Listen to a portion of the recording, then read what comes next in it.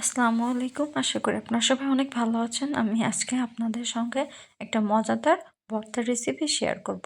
এটা অবশ্যই বাসায় ট্রাই করে দেখবেন। এটা খেতে খুবই মজা। আমরা তো টাকি মাছ কত রকমের ভর্তা করে খেয়েছি। কখনো এভাবে ট্রাই করে দেখেছেন? একবার হলেও ট্রাই করে দেখবেন। চলেন দেরি না করে ভিডিওটা শুরু করি।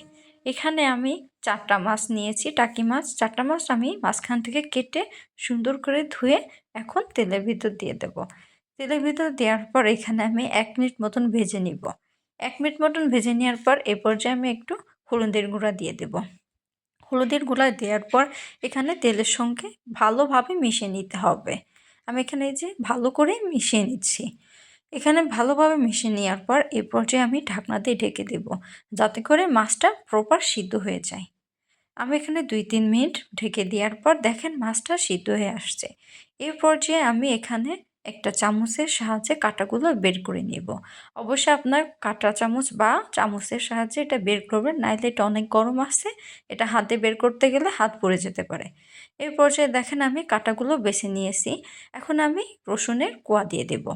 এখানে আমি 3টা রসুনের কোয়ার মতন নিয়েছি, আপনার চাইলে এর থেকে বেশিও দিতে পারেন। এর পর্যায়ে আমি কাঁচামরিচ দেব। কাঁচামরিচ দেওয়ার পর 2-3 মিনিট আমি ভেজে নিব। ভেজে নেওয়ার পর এর পর্যায়ে আমি এখানে কিছুটা আমি সরিষার তেল অ্যাড করেছি।